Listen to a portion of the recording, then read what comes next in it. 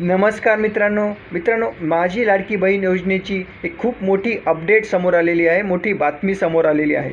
एक गुलीगत धक्काच सरकारकडून देण्यात आलेला आहे।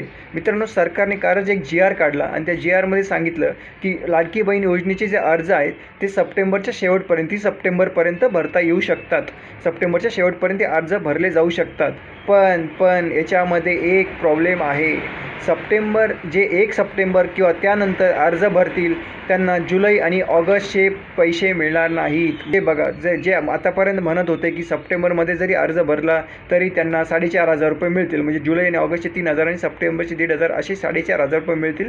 ते तसं होणार नाही। सप्टेंबरमध्ये 1 सप्टेंबर किंवा त्यानंतर अर्ज भरल्यानंतर फक्त सप्टेंबरचे 1,500 आणि त्याच्यानंतर मग ऑक्टोबर, नोव्हेंबर असे प्रत्येक महिन्याचे 1,500 मिळत राहतील, पण जुलै आणि ऑगस्टचे 3,000 रुपये मिळणार नाहीत। म्हणजे सरकारने चांगलाच गुलीगत धक्का दिलेला आहे, बुक्की टेंगुल सरकारने दिलेला आहे।